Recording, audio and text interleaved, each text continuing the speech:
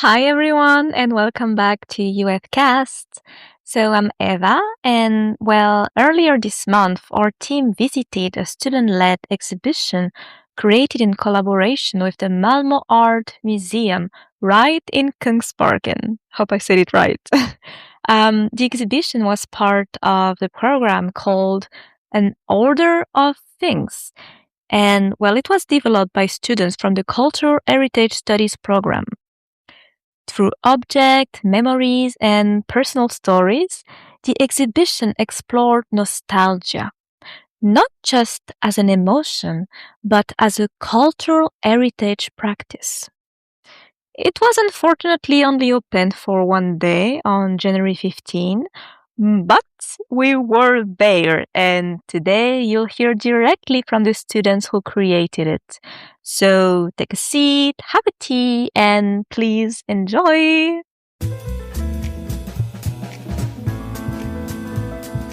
Hi, my name is Elin Mattsson and I'm a student at Malmö University. I'm part of the exhibition that we're doing here called Nostalgia, and my part was working on nostalgic memories of the building itself as a casino. You mentioned that you worked on the exhibition regarding the history of the building that we are in, which used to be a casino. Could you tell us a little bit more about that, about the history of this place? Yeah, of course. So this place has been a lot of different things throughout. It was first built as a kind of, not amusement house, but a place for more of the wealthy people to come and dine and eat. So, which you can see like in the building itself. It used to look a bit different from the outside. And then it went through a lot of different stages. But the stage that we focused on was the most recent before becoming a museum. And that's when it was a casino. So kind of a more dirty history, I guess. Where the grand architecture we're seeing came in, or was that before the casino? One of my group members knows more about like the specifics of the building, but you can see a lot of different elements. So I think that the ceiling, for example, I'm not sure if it's old and then updated, but what we were mostly captured by was the floors that you can see in the big room with these carpets for the casino. So very like soundproof and very stained, suntanned and spilled on. And yeah, you can kind of follow the traces of the people through the carpets, which is funny and sometimes a bit like sad, like icky and sad, but it still holds a lot of memories in these carpets, which is funny with like liquid beer, alcohol going into it and staying there. And then you can kind of like an archaeologist dig through the layers of dirt in the carpet. So we've kind of done that, but in different places. So digital and physical. All right. Very nice. The main theme of the exhibition as a whole is nostalgia. So when I say the word nostalgia, what are like 3-5 personal things that come to mind for you? It could be smells, people, places, activities. Because we were going through all of those things. We had an exercise together with Robert, one of the professors, where we had an exercise about memory work, which we didn't really know about, but it's very like established how you access these memories. And then we all had to write like short stories about nostalgia. So I wrote about a perfume, because smell is very triggering to memory. It can be, Africa, hot dogs, right? Anything that like triggers these intense memories. And then I think I'm very nostalgic in nature in general. I have one which is it's a candy that they used to sell in like if you live on the countryside, they sometimes have like small, very basic food stores. And in this food store, they had a very narrow selection of candy. And this candy was really old, but we would still buy it. And it's this one called Banana Skids. Okay. And it's supposed to be soft. Just like a specific sweet. Yeah, a specific one. And it's supposed to be soft, but it was always hard in this store because it was old. Yeah. And then the first time I ate a soft one, I didn't really feel anything about it. But then as soon as I get like an old hard one and it breaks, it's like, yes, that's the memory. The memory of toothache. Yeah, so it's like experiencing something that's not in the right way. Right. But it triggers something. And, you know, like memories. Because it gets tied to your specific memory. Yeah. Even if it's not how you're supposed to experience it, that's what like triggers it. And I think those things are very funny, like these frictions. So I think I'm nostalgic about those. From what I understand, this has been the culmination of a couple of courses. What are some highlights from your education so far here? What has been something that you really enjoyed learning about? Maybe you're surprised to learn about? Maybe something that you would like the public at large to know about? So what we are studying is history and also cultural heritage. So I have done 3 semesters and I've done the history part and now we're doing cultural heritage. And I think one of the highlights was getting to know Robert as a new teacher and to see how you can kind of dig into these more soft parts because history, I mean, all of the professors are brilliant, but how we got more conceptual and more abstract with things because otherwise things can be a bit fixed. And now we really had to like bend our brains a bit more, be more creative. And I think that this course has been fantastic that you get to work on like the more artsy part without studying anything specifically artsy. Right. So I was surprised by that and really happy about it. So it doesn't limit your creativity, it encourages it in the Exactly, a lot. And I think that was really nice. And then we also done a lot of visits. So we actually been out in the places that are potentially our future jobs. Has it been specifically Malmö or in the greater Skåne area? It's been outside Skåne also. Oh, okay. So we've been very fortunate and Ylva has done a big job to like find places for us to go. And very nice visits. We went to Varberg, to the museum over there. We've been to Copenhagen and then, of course, around in Malmö. Right. And I think that's been very valuable because we are supposed to learn about where we're going to work. And we have really done that and see like there are so many roles. So that was nice. So the program, from what I understand, really gives you a nice ramp for your future career. I would say so. And some people have already gotten jobs that they're like squeezing in, but they're going to continue study, of course. But it's nice to see that we already have like capacities and qualities to get picked up by institutions that would like to have us. You already get the tools you will need for the future. Yeah, and we're going to get even more. But I think that's really encouraging. We can be out in places and meet like the real people. Since we're talking, we are in the museum exhibition and you have focused on this during this latest course. What would be like your favorite museum exhibition that you've ever been to of all time? Just the best one. And then we will go specifically to Malmö, but first, all time. Okay, so I studied art history before. So I've been to a lot of art museums, but kind of connected to nostalgia. I think that the absolute best experience I've ever had in a museum was when I was maybe 8 years old. Okay. And with my granddad at this museum in Varberg where we went with the school. We were just taken by a guide around. It was kind of role play. So very well adjusted for a child. Yeah. And I just remember like grabbing her dress, like the guide's dress.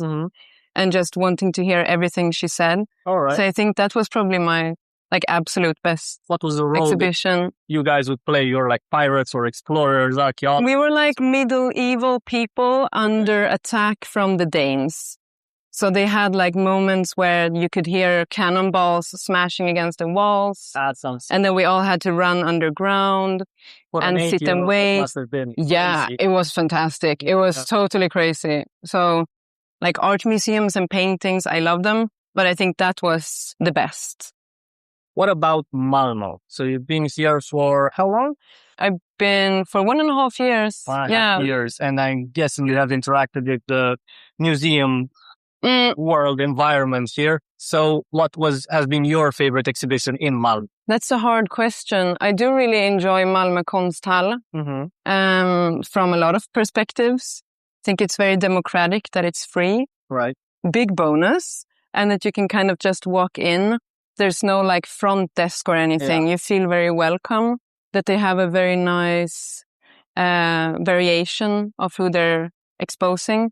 So now they're focusing on artists with different, I wouldn't say like handicaps, but they have different limits. Disabilities. Yeah, different disabilities. And I think that's really important. Right. Is this ongoing? Could the people... Yeah, it's ongoing now. I don't remember what it's called, but I passed it by this morning and thought about when I was there. This is the Konsthall. Yeah. That's what people... And when I was there, they had some guided tours where they had like adjusted everything in a very nice and inclusive way. Okay. So you had groups from like collective living, people who have difficulties living by themselves. And then they had adjusted tours for them. Right. So I think that's also very democratic and nice that you include everyone in experience and culture. Sure. Hi, my name is Sam, and my part of the expedition of nostalgia is about the forest from where I grew up and the different creatures that could be there that you thought that you saw as a child, but was maybe just a stone or an animal running around and playing. But in your mind, you started to create memories that you saw these creatures and told it to your other friends. And it became like a fond little memory of, the different creatures that could exist and the fantasy around them and the stories and everything you've heard. You mentioned that your exhibition is about animals in the forest that you maybe thought you saw or didn't see. Yeah. What's specific to you? What animals you remember maybe seeing? I thought I saw like magical creatures like trolls and like gnomes running around. Right. Like a stone in the forest was maybe moving. It might have been a troll sleeping, but it could have just been a stone, or it could have been another animal like a fox running past, or a moose, which was very common in Värmland where I grew up. Right. Do you think the general theme of the exhibition is nostalgia? We're nostalgic for childhood memories, specifically because it was a time where we allowed ourselves to have a little more, let's say, magic in our lives, or believe. We didn't really know everything about the world yet. And so we're like, yeah, maybe it is a dragon in my backyard. Who knows? Yeah, I actually think so, because the nostalgia of everything is what you believed when you were a child. You could believe those things now, but telling it to other people might not be as accepted as when you were a kid, and other kids believed the same thing. So like it's the magic, like in mind, the magic of the forest as a child. Right. That most kids had experienced or thought they saw something. And you would share experiences, and that would create a good memory that you could bring with you and look back on with fondness. Talking about the general topic of nostalgia, when I say nostalgia, what are like 3 or 5 things that for you come to mind? It could be taste, smells, sights, people, places, activities. My family is, of course, nostalgic for me, as well as the forests, since it was a huge part for me growing up. We also have animals like dogs and cats, since I had a lot of dogs growing up in my family. As well as, I would say like old, like food that you ate that my mom made. Any specific dish? Yeah, I would say like my mom used to make like grilled chicken in the oven. And it was like distinct. It doesn't taste the same when I make it or when I eat it at the store. It's like a specific taste, and like the sauces my dad made. Yeah, nostalgia is the secret ingredient. Maybe. Exactly. It like tastes the same as you were a child, and it just brings fond memories and like a warmness. Have you ever seen Ratatouille? I have. Do you have the experience of that one food critic who eats food and just becomes a child again? Yeah, definitely. Definitely that. When I eat something at home that my parents have made since I moved far away. Right. And then I eat it again and it's like back to childhood. To 8 years old. Exactly. From what I understand, this has been this exhibition is a culmination of a couple of courses. Yeah. So far in your education, what are some highlights that you could share with the people? What are some things that you really enjoyed learning about or were surprised to learn about, or maybe something that people will find interesting about your field? Like preserving, we've worked with most like cultural history right now. So like how they preserve buildings and objects in historical meanings that's been found recently or very far back. Right. Like at a museum, I got to know more about like looking at bones, like knowing a bit more, and that interested me as well. Like seeing how could you judge how old a bone is, like a human, animal bone, anything. Is that carbon dating? Am I getting that right? Okay. Or osteology, could you also say, but it's not a main part, but it's a part that interested me very much. Right. But we looked a lot about like different power aspects of history, and with objects, who has the right to what? Who can museums keep this item from Egypt? Is it right for them to keep it? Right. Or should they send it back to where it came from? So getting into the ethics or heritage preservation. Exactly.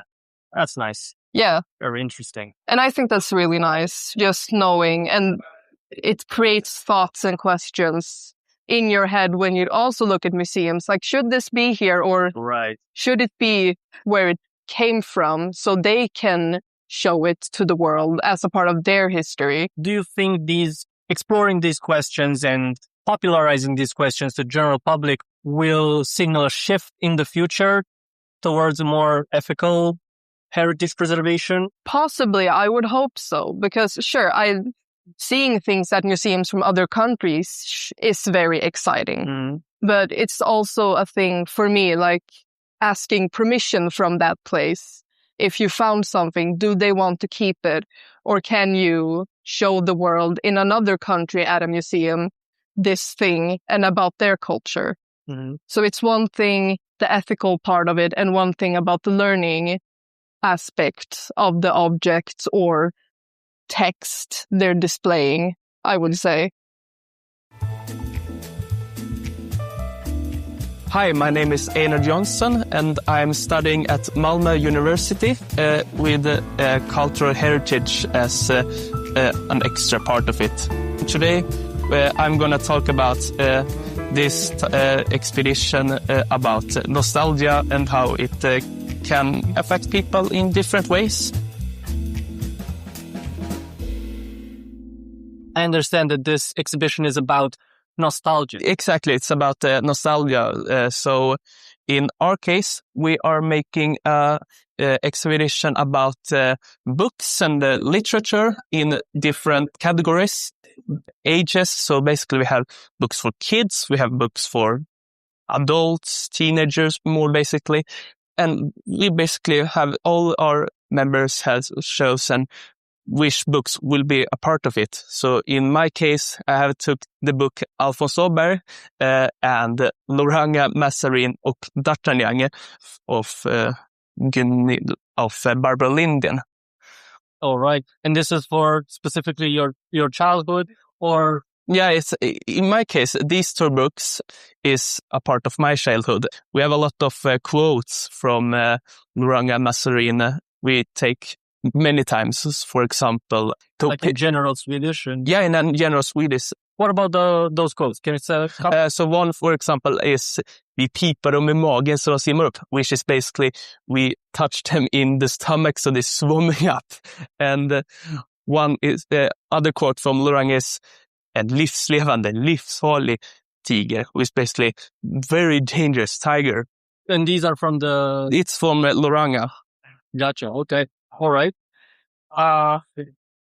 Apart from books, when I say the word nostalgia, what are like 3 or 5 words that come to mind immediately? Yeah, it depends on who you're asking. So in my case, nostalgia is childhood, memory, places. Can we dig a little deeper? Can you mention a specific place or a specific activity, a specific food maybe? So one example in my case of nostalgia is when my dad is cooking chicken tikka masala in his own style. So That's nice. he have done it multiple times and became better and better and better. So Perfected it. yeah. That's nice. So I almost regret to when I visit Indian restaurants to choose tikka masala because I know my father is doing it better. This is, as I understand it, the culmination of your course about museum and exhibitions and... Yes, this little part of our course. So we have done a pedagogic of cultural heritage, our first part course. And then we have done public history and heritage today. It's basically 3 parts. And this is our third and last of this first part of our cultural heritage studies. So far from what you have learned, what would be some highlights that you could share with us? Something that you really enjoyed learning, maybe you are surprised about learning? During this, you mean a cultural heritage course or in the program at all? One interesting thing I have learned during this program is when we studied history. One thing, example of that, when Stefan Nussel told us about an uprising in Jönköping in 1855. It's basically a hunger uprising or more kind of, not like a revolt like the French Revolution. It's more like chaos. Kalabalik is one word in Swedish. In my case, I studied one other. It's called the Böde uprising in Northern Ireland. So it was the right to cut down trees for the local population. It's basically the foresters, which became a part of Swedish forest policy in the 1800s, became a part of it, and they became not like powerful, but they think they have a lot of power, basically. So basically, it became an uprising in 1850. My name is Joel Persson, and our display was about summer break and the duality and the contrast between childhood summers and those very special teenage summer times. What would you say were some highlights that you could share with us? Maybe something that you are surprised to learn, something that you enjoyed learning about, something that you wish people would know more about during this first part of your program? Well, the highlight was definitely when we got to go behind the scenes. So since we're partnering with Malmö Museum, we got to go behind the scenes of an, at that point in time, up and coming exhibition, and got to ask a bunch of questions and really see like how the magic was made, right. Which is an opportunity I don't like that you don't really have as a quote-unquote civilian, right? That was really special and really made you feel like, okay, yeah, we're doing something interesting and worthwhile. What would I like other people, like just a piece of nugget of information? Something that maybe we the civilians don't know about. Civilian is a very specific term. Uninitiated. The problem is that everything is so interesting.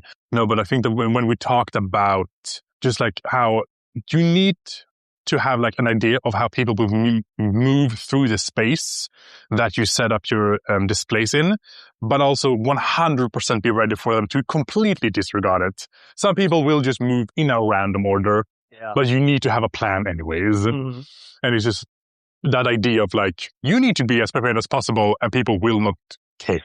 So like plan for the best, prepare for the worst. Exactly. This has been a lot about nostalgia as the primary theme. Yes. When I say the word nostalgia, what are like 3-5 specific things that come to your mind? Fireplaces, Astrid Lindgren's Värld, Mario Kart for the Nintendo DS, meatballs for lunch, going to the beach. Just going very instinct. Yeah. This is gonna place me as a very specific genre person, but my grandparents' summer home. All right, that's a good one. Because we only really visited during summer vacation, of course. So yes. Gotcha. What did you tell the people at home who want to maybe go into museums more often? They are really they feel intimidated, or maybe they don't know what to do, where to find interesting stuff, what do you think would get the people to engage more with museum exhibitions? Oh, I think just knocking on the door, see if it's open, go inside, talk to people. There are a lot of fantastic exhibitions and they deserve to be seen. Use your student discounts, take a friend, buy a double ticket, find the buildings and go inside. I would say just go for it. I know me who has a lot of anxiety. Normally, going alone can seem a little bit nerve-wracking, but it's actually really nice to just walk around. You don't need to listen to everything. You can have headphones with music. Just walk around and immerse yourself. Just read, look at things. You don't need to talk to people. You can just move along, look at everything and just take it in. And when you feel done, you can just leave. It's like it becomes a peaceful place where you can just exist and look at things from other cultures that you may not know anything about. And I think that is a really nice experience. When you visit this museum, please take a look in our books, even if they are in Swedish, and also take part of the other exhibitions. So like looking on all the things and talk to the people around us so you can get more information about this stuff. Oh, I think just know that, and if you have the opportunity to ask questions to the people who work on this on a museum display, or have like on knowledge on the topic, they're all nerds. They would love to get to just explain a topic to you for 40 minutes if they could. So the idea of like not asking questions, forget about it. You have free, like I give you permission to ask as many dumb questions as possible because we just like answering them. So that was our coverage of this one-day exhibition. Thank you so much to the students who took the time to share their work and reflection with us.